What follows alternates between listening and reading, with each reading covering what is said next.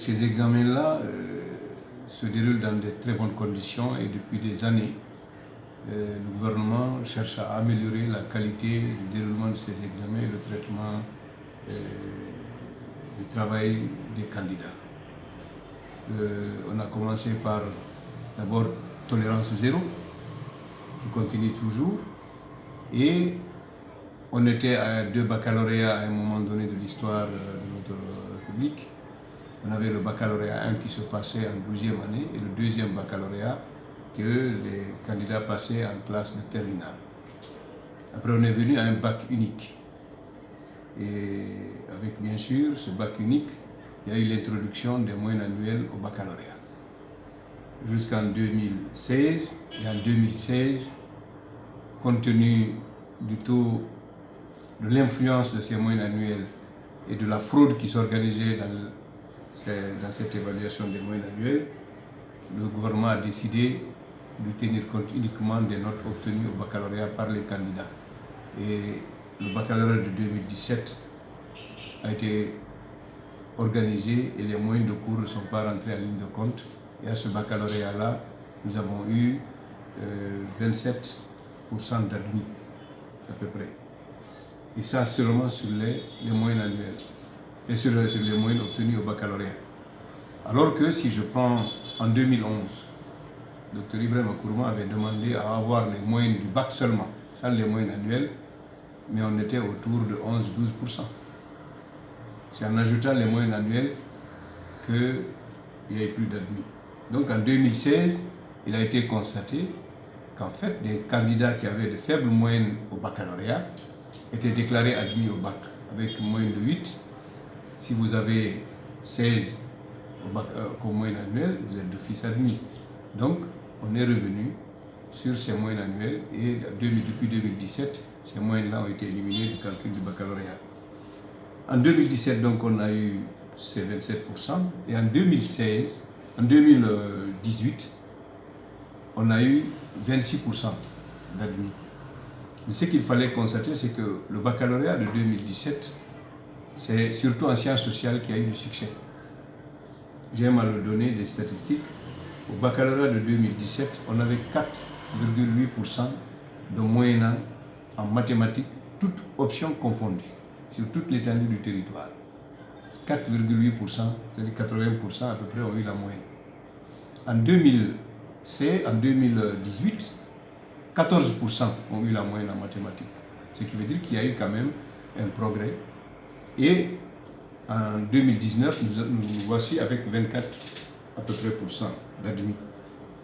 Et ce qu'il faut noter, c'est que depuis 2016, le système éducatif est très perturbé par des grèves récurrentes, par des mouvements récurrents. Mais que cela ne tienne, le ministère fait le maximum de lui-même pour que les cours se tiennent. Parce que ce qu'il faut savoir, c'est que à l'examen, ce n'est pas savoir si tous les programmes ont été achevés, c'est de savoir est-ce que les élèves ont compris ce qu'on leur a enseigné.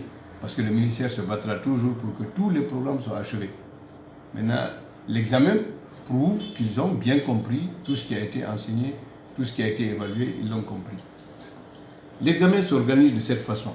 Je prends n'importe lequel des examens. L'année dernière, il y a eu un contrôle systématique des copies dans les préfectures, dans les zones où on a enregistré 93% d'admis à l'entrée en 7e.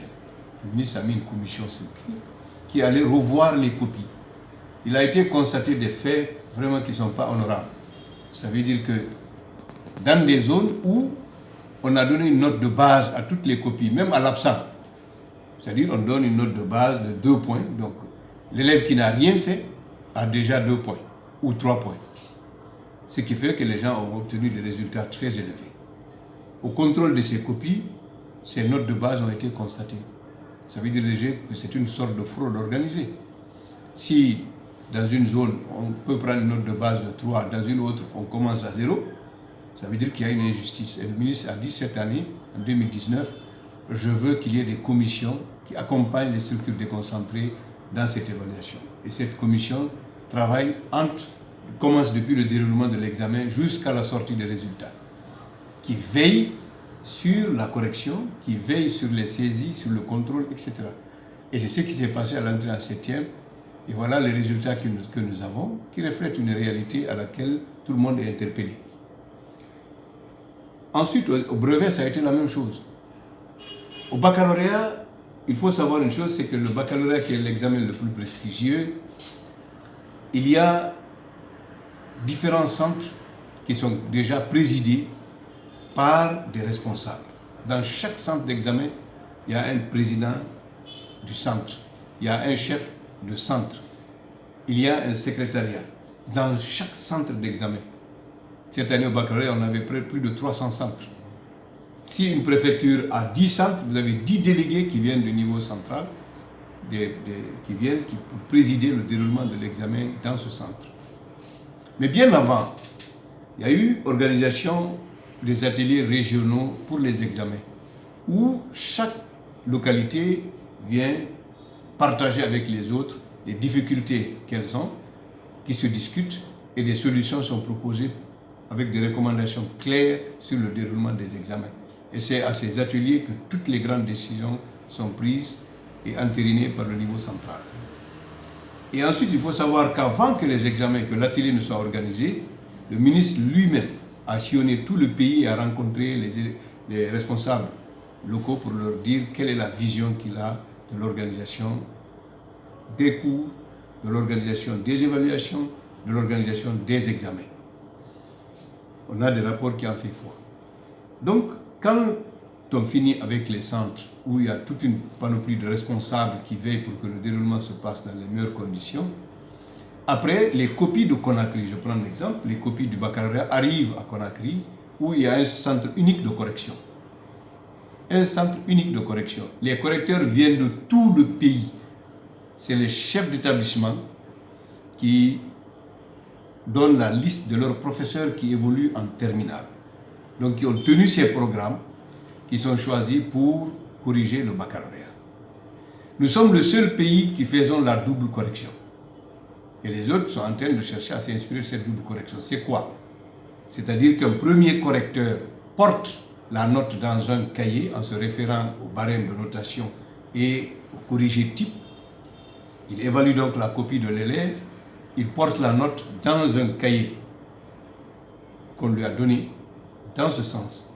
Et il met sa signature comme premier correcteur sur la copie de l'élève.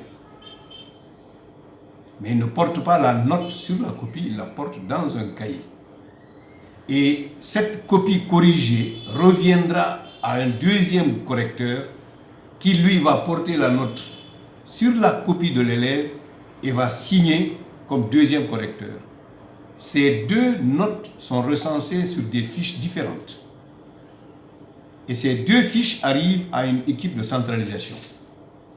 Cette équipe de centralisation a une fiche qui porte première correction, deuxième correction, moyenne. Donc, eux, ils reportent, donc les membres de cette commission reportent les premières et deuxième corrections, et les deux notes sont en face. Et on évalue. Comme ça, les deux corrections, on prend la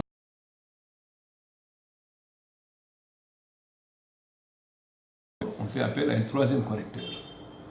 Donc voilà comment nous nous corrigeons pour éviter toute injustice. Pour ne pas qu'un correcteur donne une mauvaise note par fantaisie ou qu'un autre donne des bonnes notes par fantaisie. Donc il y a deux correcteurs qui apprécient le travail de l'élève. Ces notes corrigées, reportées, calculées, sont contrôlées par un jury de correction qui est sur place, qui évalue donc le travail qui a été fait, qui contrôle les notes reportées pour savoir s'il n'y a pas eu d'erreur de report. Et ça se fait au BIC. Les deux notes sont reportées au BIC rouge, la moyenne est calculée au BIC bleu. Donc si le contrôle, donc la commission de correction apprécie le report des notes et pense que c'est bien fait, alors il appose, il valide ce travail qui est transmis à l'équipe de saisie. Et l'équipe de saisie va saisir donc ces notes-là et les différentes notes saisies sont tirées et comparées au manuscrit. Donc il y a un autre contrôle qui se fait après la saisie en comparant les notes saisies aux notes manuscrites. S'il y a des erreurs, ces erreurs sont corrigées tout de suite. Mais il faut noter que chez nous, chaque PV de candidat a autant de numéros d'anonymat qu'il y a de matières.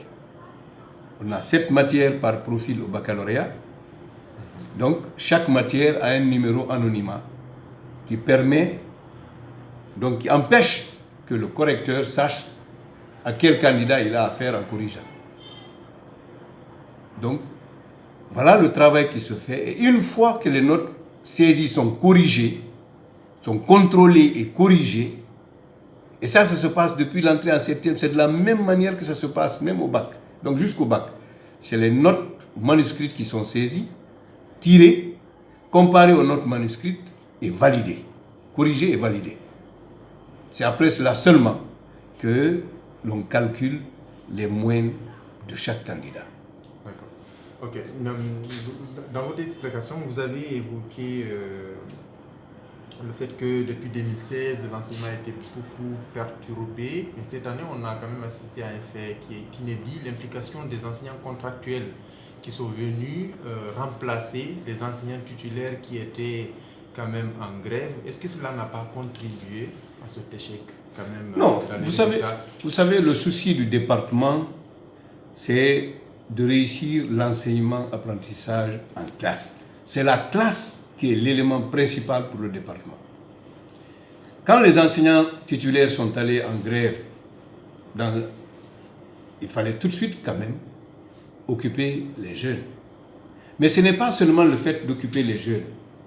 Vous savez, quand vous faites 3 mois de vacances, vous revenez à l'ouverture, vous avez envie de reprendre les études.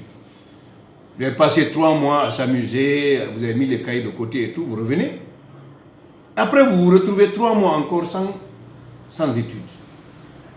Alors, 6 mois pour des jeunes, c'est énorme.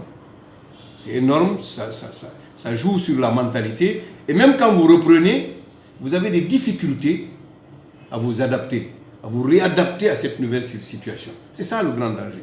Le problème, c'est quoi? C'est que déjà, on reconnaît une chose, c'est que aujourd'hui, les perturbations des écoles sont devenues récurrentes.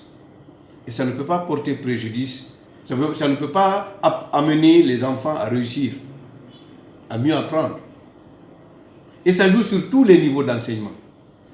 Donc, depuis 2016, donc, il y a eu ces perturbations, mais elles ont été beaucoup plus importantes en 2018-2019. Parce que c'est là où on est resté d'affilée 3 mois dans les perturbations. Même dans les zones où il y a eu études, c'est-à-dire dans les zones où la grève n'a pas porté trop, il y a eu perturbation parce que ce n'est pas tous les enfants qui venaient, ce n'est pas tous les enseignants qui étaient disponibles. Donc, quelque part, il y a des effets négatifs qui jouent sur la mentalité, sur l'apprentissage au niveau de l'école. Donc, ce qu'il faut faire, c'est qu'il ne faut pas, on ne dit pas d'emblée que c'est la grève qui a empêché, qui est la seule responsable. Non. Aujourd'hui, là où nous sommes, ces résultats interpellent tout le monde. Mais aucun syndicat ne doit se taper la poitrine pour dire je ne suis pas responsable. Parce que c'est le travail des enseignants. Moi, j'ai été enseignant pendant longtemps en classe, mais j'étais celui qui pensait que le résultat de mes élèves sont aussi mes résultats. Autrement dit, c'est mon effort qui est récompensé. Donc, si dans 100 élèves que j'ai, il n'y a que 20 qui ont la moyenne à l'examen, ça veut dire que moi, j'échoue à 80% de mon travail. Justement, c'est là m'amène à poser la question sur les évaluations dans les classes intermédiaires. Là, on constate des taux vraiment énormes d'admission, alors que quand on arrive dans un examen, c'est carrément la dégringolade. Est-ce que le département ne devrait pas accentuer ses efforts au niveau des évaluations intermédiaires? Justement, c'est l'une des batailles que le ministre demande à entamer dès l'ouverture prochaine, c'est de s'assurer que les évaluations courantes, les évaluations au cours de l'année, vont être assez sérieuses, par un suivi constant, pour amener les enseignants à faire de bonnes évaluations, c'est-à-dire que de s'assurer du niveau de connaissance, du niveau d'apprentissage des élèves. Parce qu'on se rend compte qu'en fait, un enfant qui passe en classe supérieure du CP jusqu'au CM2, c'est supposé qu'il comprend plus ou moins, au moins à 50% de ce qu'il apprend. Mais l'enseignant qui fait ce travail-là, il faut le suivre de façon à ce que et quand ils évaluent, qu'ils se rendent compte qu'ils s'auto-évaluent dans l'évaluation de ces élèves. Autrement dit, il ne faut pas qu'il se soucie seulement de faire son programme, mais qu'il se soucie du niveau d'acquisition des connaissances de ses élèves. Donc, ce qui veut dire que c'est un autre cheval de bataille à partir de l'année prochaine. D'abord, on va, naturellement, il y aura des séances de sensibilisation et de travail qui va être fait en amont, mais nous sommes certains qu'un autre cheval de bataille, c'est vraiment d'amener des évaluations plus sérieuses, plus dures pendant l'année scolaire, pour que tout enfant qui passe en classe supérieure soit un enfant qui mérite d'aller en classe supérieure. Autrement dit, qui a acquis les connaissances requises pour être en classe supérieure. C'est certain que c'est un système, c'est tout un ensemble d'acteurs. Hein? Aujourd'hui, ces résultats-là sont des résultats qui interpellent tout le monde. Les parents d'élèves, le département, les enseignants à tous les niveaux, les responsables à tous les niveaux, le syndicat en grande partie. Je dis bien en grande partie parce qu'il faut que le syndicat comprenne que l'une des missions du syndicat, c'est d'amener les travailleurs à faire correctement leur travail. Correctement leur travail. Le souci du syndicat ne doit pas être seulement de chercher à faire des ressources, mais à faire correctement le travail et de concourir à l'amélioration du niveau de compétences des enseignants. Autrement dit, revendiquer peut-être que les enseignants soient mieux formés, qu'ils aient des formations continues, qu'ils soient performants. Voilà ce qui doit être fait. Est-ce le cas actuellement? Est-ce qu'il y a une politique qui est mise en place, n'est-ce pas, pour assurer... Au niveau du département, il y a toute une politique, une stratégie pour le renforcement de capacité des enseignants. Vous savez que le ministre l'a dit, même le recrutement qui doit être fait, les enseignants qui seront recrutés seront formés avant qu'ils aillent en classe. Leurs compétences seront évaluées pour que l'on puisse savoir qui va enseigner quoi, où. D'accord. Même maintenant, on est sur cette stratégie, il y a une commission déjà qui est mise sur pied. On se plaint également qu'il y a une sorte de surménage depuis qu'il y a eu cette réforme qui dit que maintenant, chaque année, il faut évaluer les élèves, rendre des copies. Sachant que dans les salles de classe, on peut se retrouver des fois avec des effectifs vraiment pléthoriques. Vous vous souviendrez que Dr Ibrahim Nkrumah avait dit 2 évaluations par mois. Mais c'est depuis Mme Aïchaba, l'acte existe, un arrêté qui demande à chaque enseignant de donner 2 notes par mois par élève. Donc vous avez une note écrite par mois et vous avez des notes orales que vous donnez à vos élèves. Un bon enseignant, chaque fois qu'il rentre en classe, il fait des évaluations. Il faut qu'il s'assure que ce qu'il enseigne est compris par ses élèves avant de passer à un autre sujet. Donc l'évaluation, c'est obligatoire. Il suffit que les enseignants s'y mettent. Autrement dit, qu'ils se disent, oui, je vais faire une intervention écrite et je vais évaluer tous les jours que je rentre en classe mes élèves sur le plan oral. Je pose des questions, les élèves répondent. Là, à ce moment, j'ai une 2e note. Ces 2 notes-là me permettent d'avoir une moyenne pour chaque élève. La note écrite, l'enfant peut avoir une mauvaise note écrite, parce que peut-être il a... Mais il peut se rattraper en oral. Donc tout ça, c'est pour rendre le système performant. Mais il ne faut pas se leurrer aussi, se croire que ça va venir avec une baguette magique.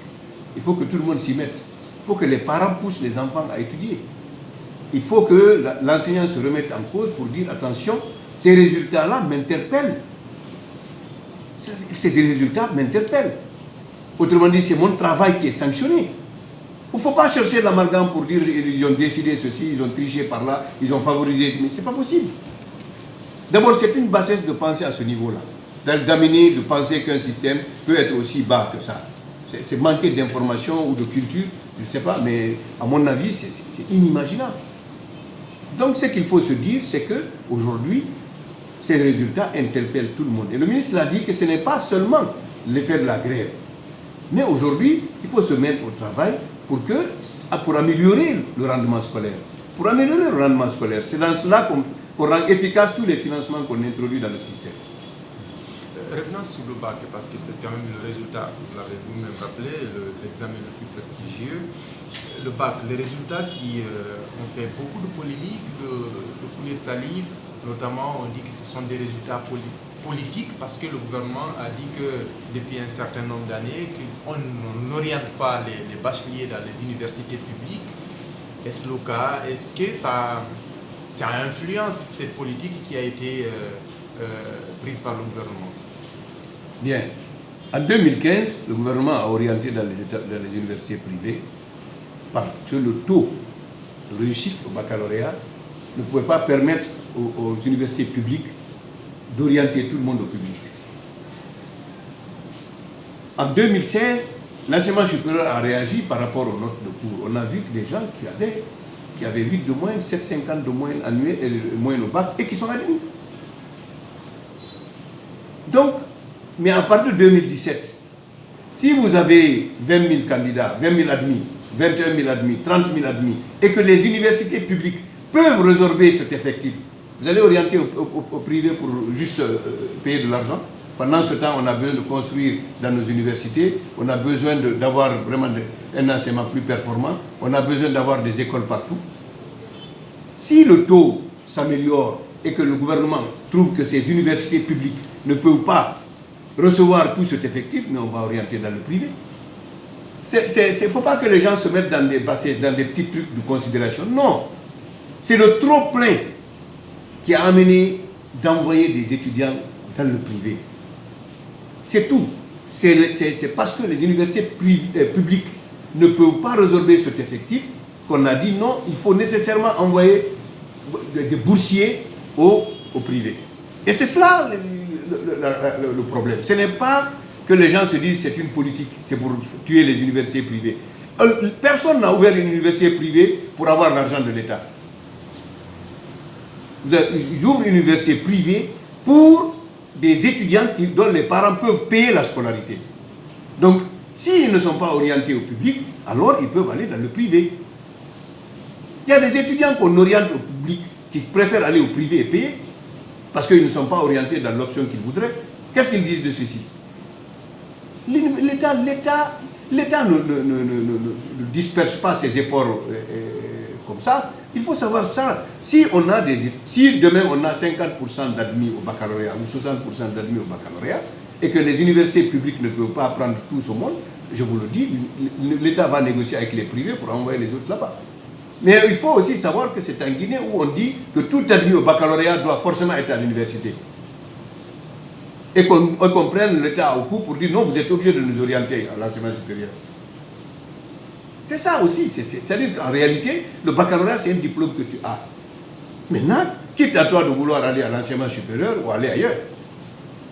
Donc il faut que les gens cessent de fabriquer des informations pour juste entretenir la galère. C'est-à-dire que la galerie, je voulais dire. C'est-à-dire qu'on ne peut pas se mettre à dire que l'État a pris une politique. L'État ne peut pas envisager cela. L'État, on a remercié le privé. Le privé est un appui fort pour le public. Mais si vous avez 2 enfants, vous avez le prix d'une paire de chaussures, est-ce que vous allez payer les paires de chaussures aux 2? Non. Vous n'allez pas donner une chaussure à chacun. Vous êtes obligé de regarder parmi les 2 ce qu'il y a lieu de faire. C'est la même chose. Peut-être que l'exemple ne s'y est pas convenablement, mais je veux tout simplement dire que l'État a ses universités. Si l'effectif des admis au baccalauréat qui doivent être orientés à l'enseignement supérieur, l'effectif peut être résorbé par le public, alors l'État ne va pas envoyer au privé.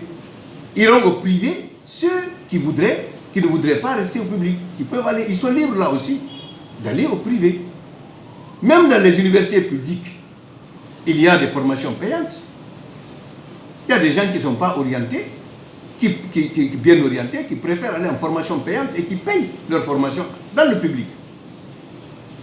C'est pour dire que les gens doivent être un peu plus raisonnables pour ne pas ramener tout dans des versions politiques. Il ne faut pas qu'on politise ce qui se passe dans l'enseignement. Et l'enseignement, c'est l'affaire de tout le monde. Ce n'est pas l'affaire du gouvernement, c'est l'affaire de tout le monde. Parce que chacun a un enfant qui va à l'école, ou chacun aura un enfant qui ira à l'école. Donc autant que l'école est performante, autant le pays se portera mieux. Donc tout le monde doit s'y mettre, au lieu de se mettre à dénoncer des choses qui ne sont pas vraies. Moi je le dis en toute sincérité, je travaille depuis plusieurs années au niveau des examens, mais je dis que c'est devenu très performant. Aujourd'hui, on corrige, très bien, on corrige et on reporte les notes, et on les saisit en 2-3 jours, on contrôle entièrement la saisie, et en 2 semaines, on a les résultats. J'ai travaillé au baccalauréat, on faisait 1 mois et demi. 1 mois et demi. Et on se penche sur les notes pour faire une délibération. Aujourd'hui, vraiment, on prend 10, strictement 10, parce qu'on est conscient du niveau de nos élèves, mais ces 10-là sont obtenus correctement. Correctement. Et je le dis, vraiment, il faut que les gens arrêtent, vraiment qu'on se concentre sur ce qui est essentiel.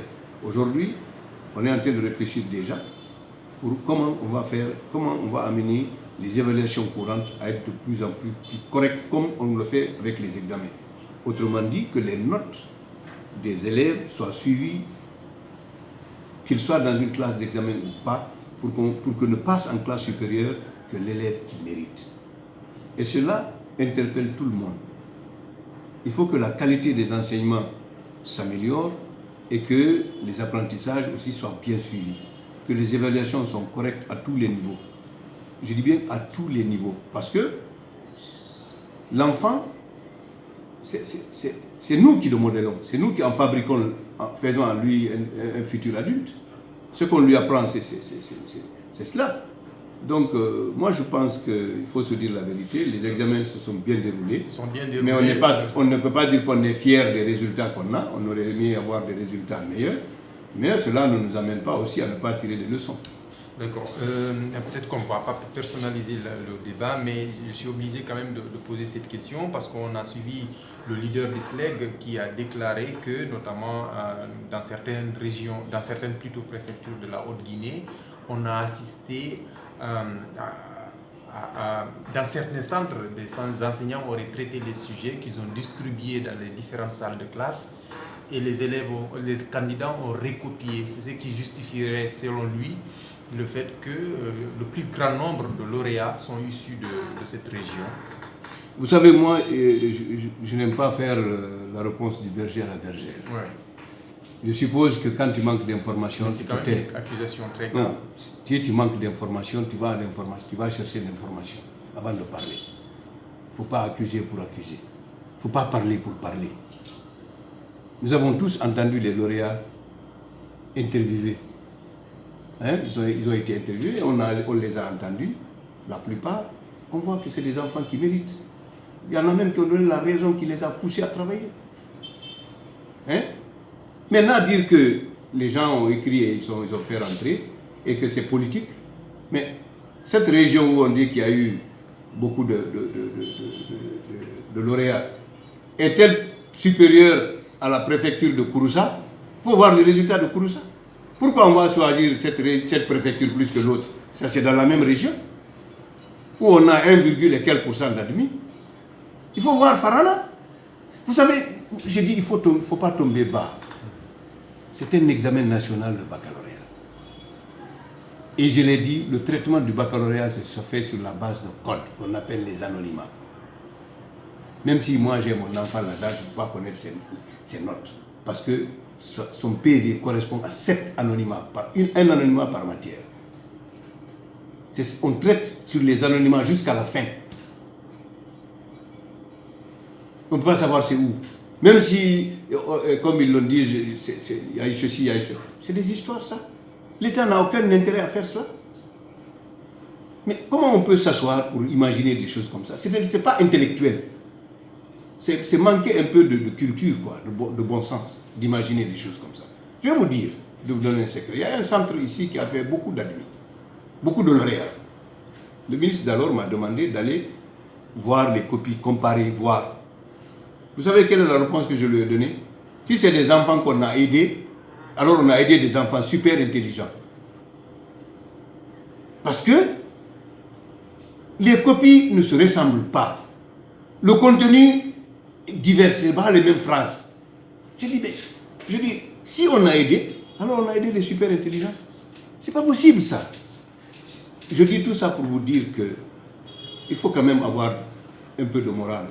Les gens qu'on envoie pour examiner, pour suivre ces examens, c'est des hauts cadres qui président ces centres. Il peut y avoir un ou deux cas de fraude et tout ça, qu'on élimine les gens et qu'on élimine. Mais on ne peut pas frauder dans tout un centre, encore moins une préfecture, toute une préfecture. Faire provoquer la fraude dans toute une préfecture. Au moins, tu ne peux pas dire qu'il n'y a pas dans cette préfecture des gens honnêtes pour dénoncer, pour réagir, avant même que l'examen n'avance. Donc il faut que les gens arrêtent de dire des choses comme ça. On a quand même entendu que des élèves ont été pris avec des téléphones portables. Ils ont été éliminés, les surveillants ont été éliminés. C'est la sanction. Ouais. Où est le problème? Mais c'est ça l'examen. Tout individu qui est pris en train de faire la fraude est éliminé. Moi j'en ai pris la dernière fois, c'est à part de Bofa que j'ai éliminé le candidat, et il l'a mis en prison parce que c'est lui qui avait photographié le sujet sur sa table pour balancer. Mais je l'ai pris. Les deux surveillants ont été là. Cette année j'ai suivi, les deux surveillantes là n'ont pas surveillé. Pendant 5 ans, ils ne vont pas surveiller les examens. La sanction tombe. Mais la fraude, elle existe partout, même les billets de banque. On se bat pour diminuer le maximum, pour réduire le maximum possible les mauvaises intentions pendant les examens. Mais qu'on ne nous traite pas de tout à cause d'un cas de fraude. D'accord. Peut-être une dernière question. Cette année, les candidats des options sciences sociales, si je ne me trompe pas, il y a eu une fuite de sujets. Je crois que c'était le sujet de français, c'est ça? Oui. Ce qui avait amené les autorités à changer de sujet. Où est-ce que vous en êtes par rapport à l'enquête? Parce que des enquêtes avaient été annoncées.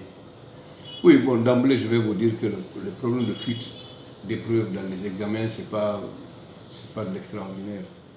On se bat pour qu'il n'y ait jamais de fuite.